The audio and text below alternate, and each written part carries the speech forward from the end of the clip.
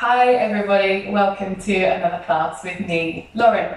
This week, it's August.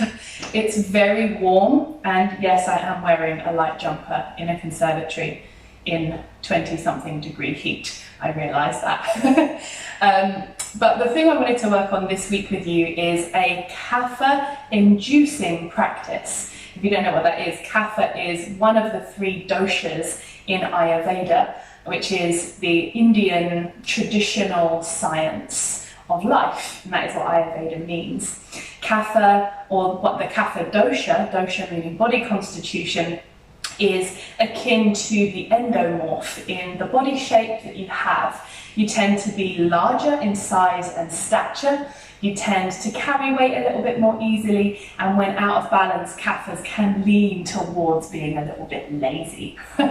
But ordinarily, they're regularly very calm, relaxed people, and it's often said by Ayurvedic professionals that the world actually needs more Kaphas. So I am Kapha. This is definitely a kind of practice that I really love doing. Often I need to do the opposite so I don't go into that lazy state. But for those of you who are maybe more naturally active, more naturally slender, and sometimes just need a little bit more of a calming, cooling practice, especially when the weather's like this one's for you. So we are going to be fairly grounded in this practice. We're going to start in a comfortable seated position, and we're going to move and flow, but on the ground.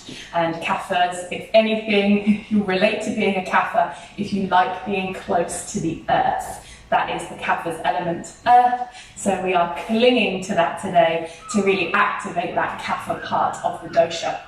So coming into your most comfortable seated position, you're going to lengthen all the way up through the spine, relaxing the hands down towards the knees. Let the shoulders roll back and down, and the head and the neck lengthen up.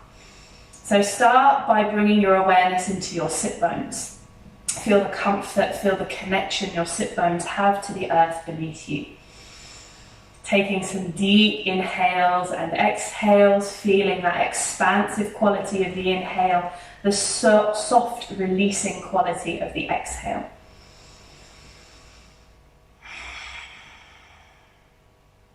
And feel that support. Feel your ability to root down through those sit bones and rise up through the rest of your body. When you're ready, just begin to move with the pace and depth of your breath, wiggling your fingers, your toes, moving your head, moving your neck. One of my favorite things to do is a sway from side to side, but you can equally find a forwards, backwards sway, letting the chest and head rise, then the chin and back lower. Maybe combine those two and draw some really big circles with your ribs. And of course, if you are circling, make sure you make time to go around in the opposite direction, evening everything out through both sides of the body. And then coming all the way back to center, and just give the hips a bit of a wiggle, and just shake it out a little bit. Just feel that grounding sensation through the sit bones, that energy just slowly, gradually lifting up and out. You're going to take an inhale as you reach the arms up, let the knees settle here, and then roll back onto your sit bones and pick your knees up. So here, bring your left foot in front of your right, if it isn't already. Squeezing those knees up and in together. You're going to circle that left leg all the way out, flex through the foot, extend the leg, and then bring your weight forward so you hinge more from the hips and let that right leg relax. You're going to take an inhale as you lift, anchor through that left heel, then take your right hand all the way down to the mat as you lengthen all the way up and over into a side body stretch. And just find a nice flow of movement. Really soften that supporting elbow, lift that back arm up and behind you, and then exhale, bring it forwards and over. So even though we are in this very low static position, I want you to find that ability of fluid movement all the way from the hips up to the head, the neck, shoulders, and even the fingertips.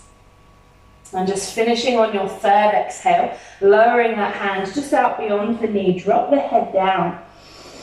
Still anchoring through that left heel, lifting the left toes up towards the sky. Take a deep breath in, lift all the way up and over to the other side. So you bring your left hand to your left shin, ankle or foot, maybe the floor just in front or just behind, and reach that right hand all the way up over your head.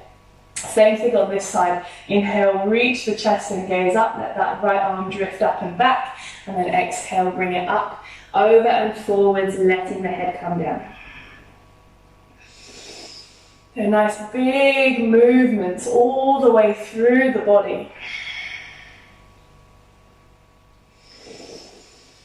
Again, about 3 times, so end on that third exhale, just finding that stretch over, and imagine that you can breathe really deeply into the back of that right rib cage.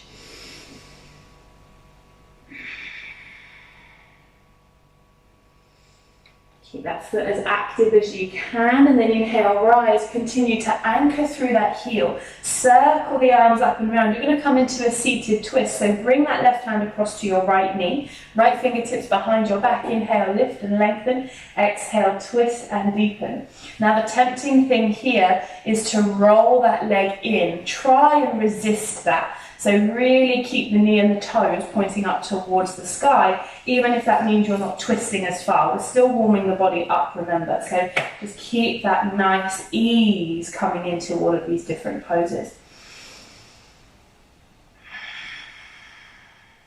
Finding as much length as you can, right from the base of the spine up to the crown of the head.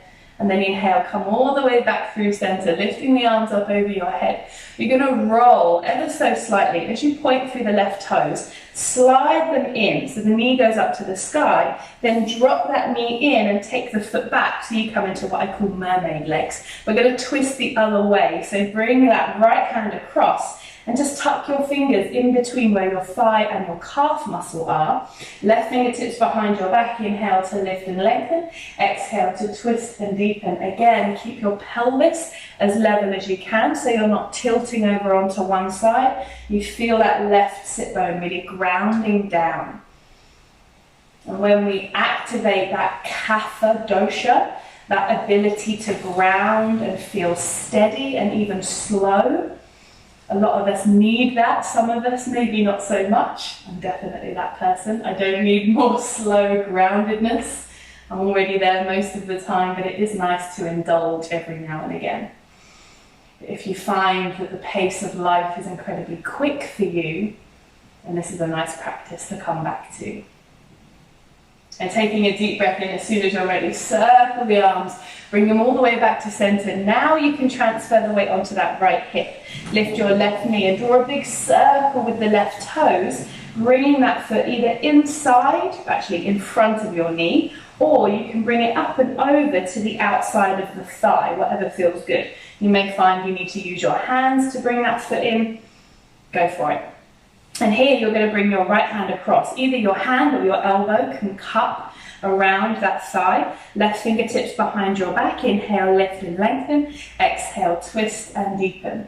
So the spinal twist is exactly the same way we just did in the mermaid legs. But when we've switched the leg position now, you'll probably feel it much more through this outer hip, gluteus medius and top of the IT band. So keep that leg drawing in really, really close towards you as you lengthen through the spine and try and twist from your chest. So you bring that right side of the chest across and peel as you open, rather than just focusing it into the head. Think about squeezing the shoulder blades together.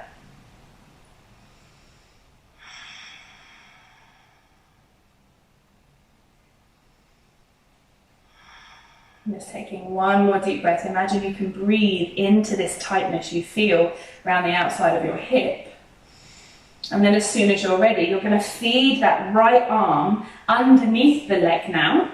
Bring the hand round and interlace. Let your palms cup round the outside of that left thigh. You're going to lift, stay in that slight twist, and you can stay here, pointing through those toes. Or if you wish to, you can extend that leg up and out. So you've got a slight spinal twist going on, you've got that length through the leg, you want to really open across the toes, so flare the toes out as much as you can and extend that heel. Even if you're here but in a bend, perfect.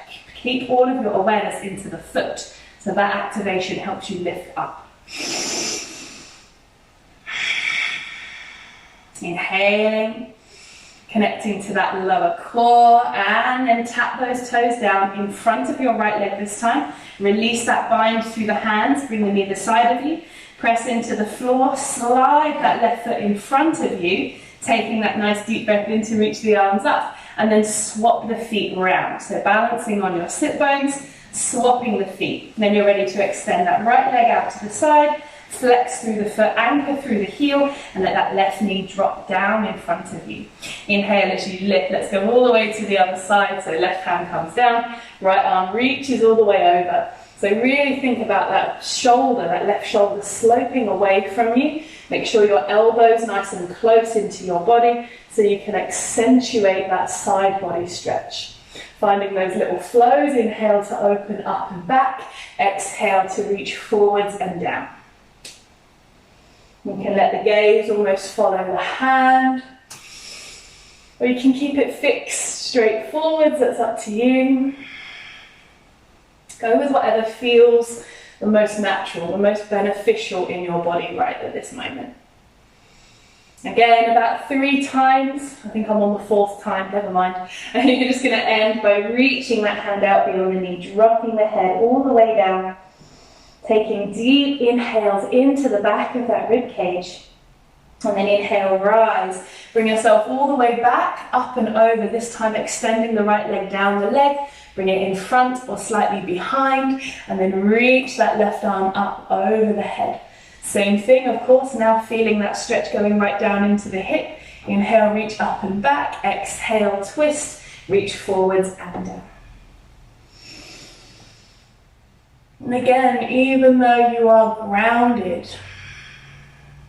very close to the earth, there's still that ability to move and expand in so many different directions. And just finishing on your next exhale, whenever that may be, reaching over and down, finding that forward stretch. Make sure that left shoulder comes forwards and down with you. Try not to keep it up. You want to twist a little bit so you feel that stretch running right down the side of your spine. Lengthen as much as you can through the back of the neck.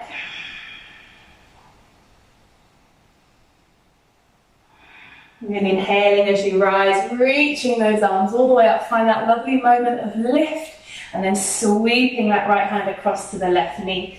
Left fingertips behind you. Inhale, lift and lengthen. Exhale, twist and deepen. Remember, keep heaviness through that left sit bone. Try not to lift and roll forwards in on that foot. Keep the toes and knee to the sky. Remember, still thinking very much about the spinal twist, not cricking the neck all the way around and back to get the stretch. Think of it coming right from the sacrum area of your spine. And inhaling, coming all the way back to center, reaching the arms up over your head. You're going to squeeze through your lower belly, point through your left toes, drag them in, and then circle them back, coming into the mermaid legs once again. So wrapping the feet round in the same direction. Inhale, lift and lengthen, then exhale, sweep that left hand all the way across, tucking it in the right leg. So your fingertips just tuck between your calf and your thigh. Right fingertips behind your back. Inhale, lift and lengthen. Exhale, twist and deepen. Remember, you want this twist to feel very much about the lower back. So the twist we just did was very much about the chest and the upper back. This one's very much about the lower back, so thinking about that lumbar area of the spine. And then the twist we do in a minute is more about the hips and the pelvis. There's very clear sections that we are really intentionally trying to twist. Again, don't worry too much about the head going back. You can just turn it as far as you can comfortably.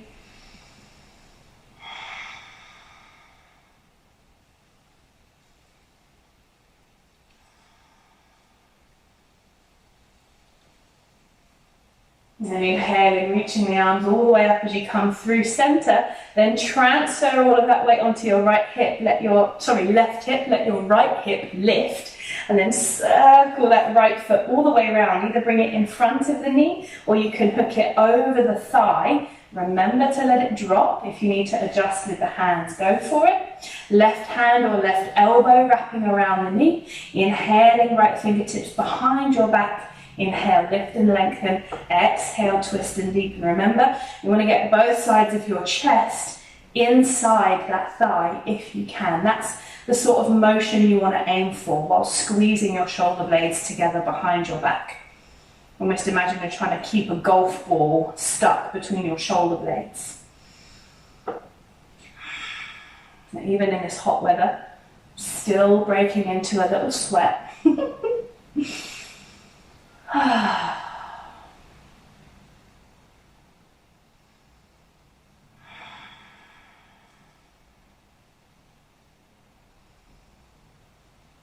And then inhaling as you come all the way through. This time left hand goes underneath that right leg, interlacing the fingers, let the palms hug the outside of that thigh. Then inhale, lift. You can either point, keeping the toes grounded, or you can stretch and flex that foot all the way out, keeping that twist, gazing in the opposite direction.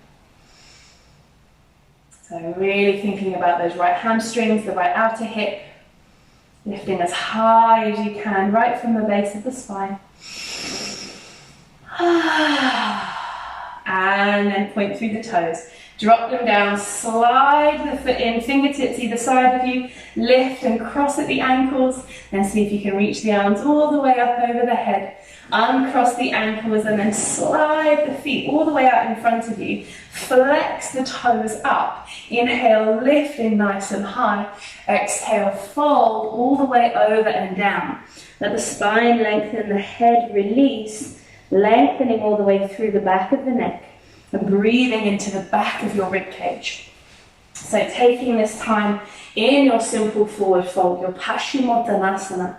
Maybe sway a little bit from side to side, picking up each glute muscle, fleshing it out to the edges of your mat. And then find a settled position. So you may not be able to see as well, but my feet aren't actually touching. There are a few inches between my big toes here. And I find that this is much better when we're thinking about the back and the pelvis, because we're thinking about opening this space. If we shove the feet together, and that immediately puts more tension on the backs of the legs to keep them in that position. So always feel free to just bring a bit of space between your feet here.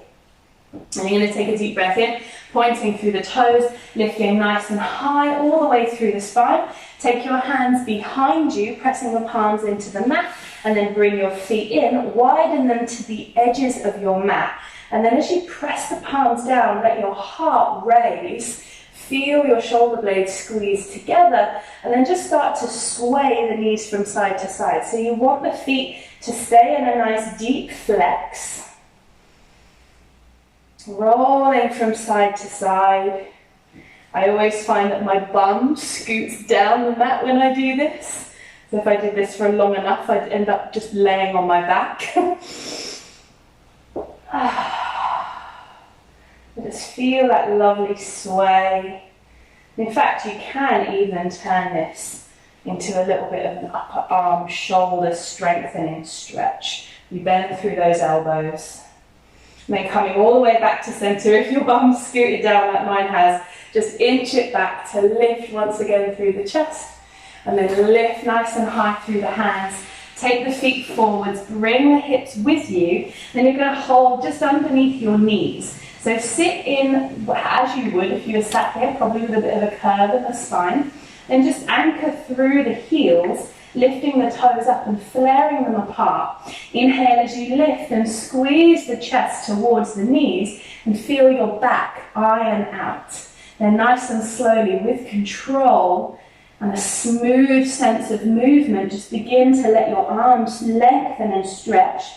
Take your gaze towards your belly.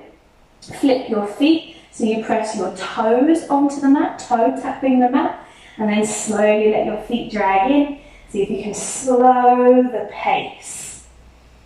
What a Kapha is best at, slowing the pace down.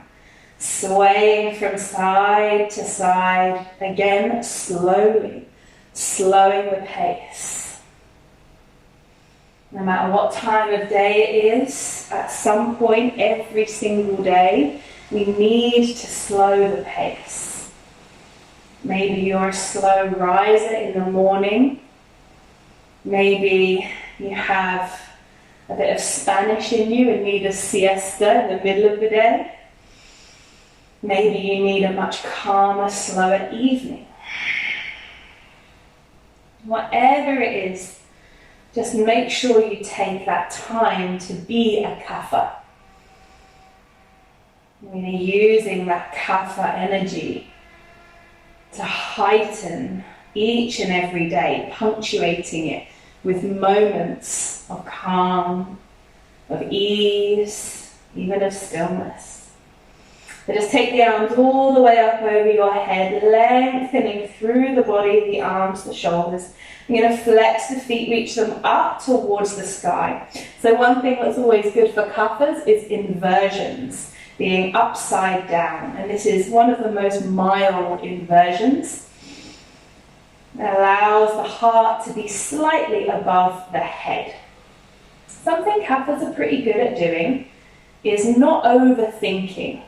They usually let other people do a lot of the thinking, and they go with the flow, or they follow their gut or heart. They go with their first instinct, or the one that pulls them the most emotionally.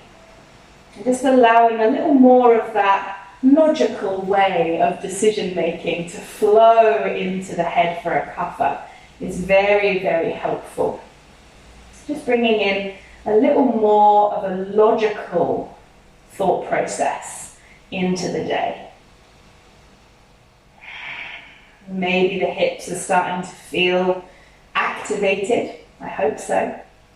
We're going to begin to stretch through the sacrum. So from here, we're going to bring one leg. Let's go with the left leg. Bring it up and over, bend it deeply, and bring the knee as close to the opposite one as you can. So knees nice and close. You're going to squeeze then your right knee in towards your sit bones. Reach your hands up towards the sky, lift your head, your shoulders, and reach for each ankle with your hands. So your legs are crossed, your hands are straight, and as you lower your shoulders and your head down, squeeze your feet towards their opposite hips. So you've got a real cross through the legs. As you squeeze the feet to the hips, you're going to squeeze the knees towards your chest. And here again, you can sway from side to side, tapping the big toes down to the ground. And I would say here, it's much better to hold your ankles than your feet, because sometimes if you hold your feet, you end up with this kind of sickle through the ankle. And you want to keep the ankle straight. So if you are holding the foot, think about pushing the pinky edge of your foot into your hands or fingers so that you keep that lovely straight line through the foot. That can be much easier said than done. So maybe hold the ankles if you feel that sickle coming back into the foot. And then taking a nice deep breath in, just going to stretch that right leg up towards the sky. Bring your left foot to the outside, then tap the right foot down. You're going to come across into a twist. Now, you'll see here that my left foot is under my right knee, and that might feel comfortable for you as well, but if it doesn't, just lift and untuck it so you come into your untwisted, twisted position. So you're always welcome to tuck that foot under if it adds and enhances your experience of this stretch in a beneficial way. But if there's any pulling or any kind of discomfort here, then just untuck that foot. Really roll as far as you can onto that underneath hip as you feel that extended shoulder releasing down into the ground.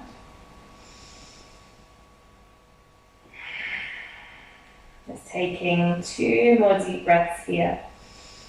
Try not to grip that leg too much with this hand, just placing it gently down. And then inhaling, unravel the legs, so untuck that underneath leg. Come through center, feet down, knees up. Press through the feet, lift the back of the pelvis, realign the spine, and then let the arms circle up over the head, and then lifting those feet up towards the sky. Again, just feeling that blood flow from the legs, flowing all the way, rippling through the body up to the head. Allowing the body and the mind to work together in a cohesive way, not feeling disconnected. Kaphas can sometimes feel that disconnect between the head and the body feeling sluggish, mind feeling maybe a little overworked. So when they come together, when we use the body in that physical way, we can feel that sense of cohesion in the body.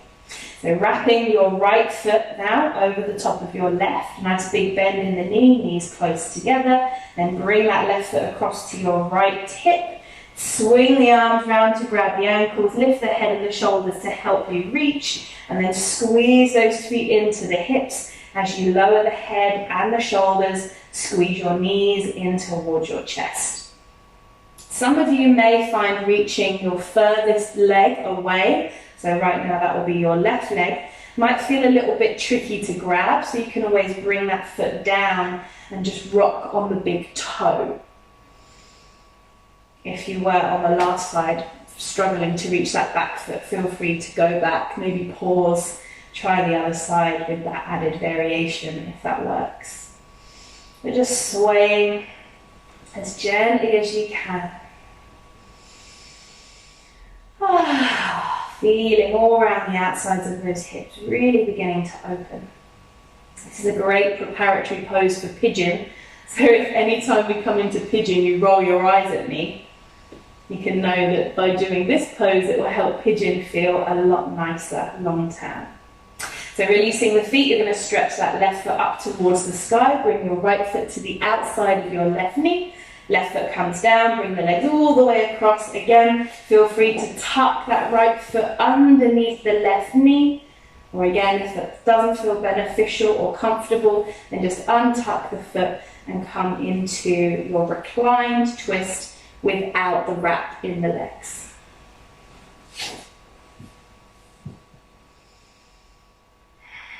Really feel that release through the right shoulder. As always, if that shoulder feels like it's picking up and it can't relax, then just bring that right palm to the outside of your right hip.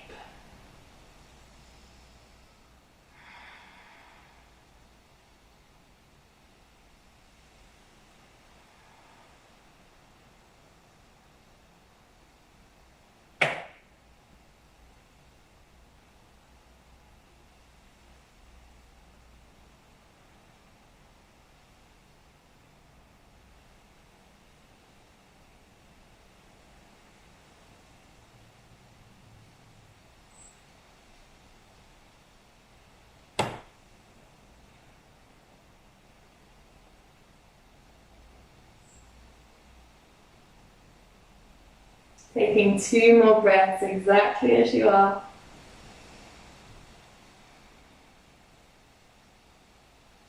And from here, unravel the legs. This time, instead of rolling onto your back, you're going to keep rolling onto that side and then lift yourself all the way up into a seated position once more. So coming into that comfortable seat, hopefully the hips feeling a little more open, around the lower back, feeling more spacious. And just lengthen up through the spine, coming into your Siddhasana. Feel free to slide a pillow, block, cushion, folded blanket under your hips if you want, just to feel that elevation through your body. And we're going to end here, because if it's one thing Kaphas don't need, it's Shavasana. They're relaxed enough as it is. Finding a meditation is much more valuable to a Kapha than anything else. And if you are any of the other 2 doshas, very physically active or mentally active, that's Pitta and Vata respectively, then a meditation is always going to be a wonderful part of the yoga practice for you anyway. Learning to be still, learning to quieten the mind as a Kapha would. So just finding that space through the heart, allowing the arms to relax, lengthening through the spine. And once again, just noticing your ability to settle into this earth space. Maybe even bring your fingertips to touch the mat either side of you. Feeling that close connection to the earth. That grounding sensation. The need to just sit here quietly for just a moment or two. Not feeling the need to be pulled away by something else. By a thought, a distraction, your to-do list. Instead, just learning to live a little more in the moment. It's where many Kapha live, in the moment. And as we all enhance that experience of Kapha, of being still, more introspective, living more in the moment, we allow our overactive minds and bodies to be calmed, feeling that sense of cohesion between the two entities, without feeling that need for sleepiness or laziness.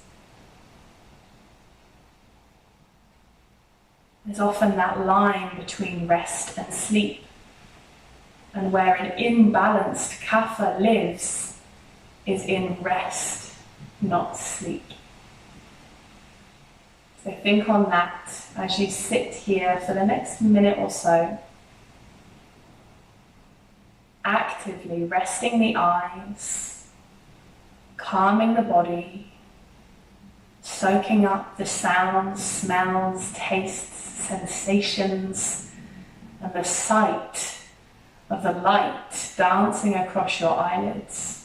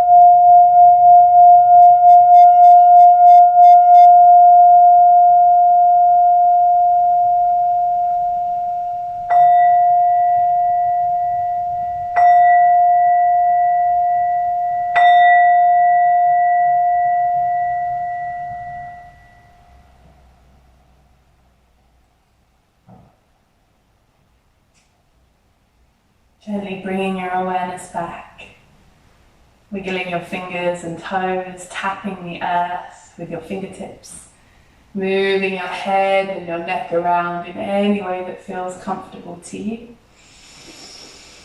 Just begin to move through the body, sway from side to side, move the spine forwards and up and back and down.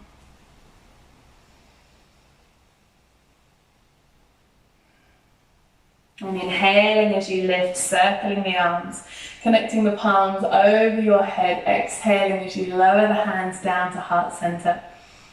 Hopefully feeling a little slower in pace, and that's a good thing. A little more connected to the earth and grounded. And that sense of cohesion between the body and the mind, without one feeling like it's ruling over the other. I'm going to close our practice with an Om. As always, feel free to join in if you'd like to, or simply enjoy the vibration of the sound.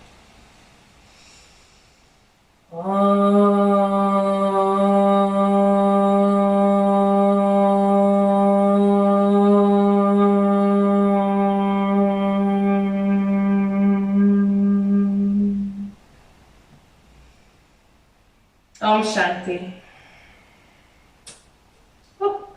very excited piece of hair. Thank you so very much for practicing with me today. I hope that Kapha activating practice was exactly what you needed. If, like me, and you resonated with a lot of what I said about being Kapha, I can highly recommend doing an Ayurvedic dosha quiz.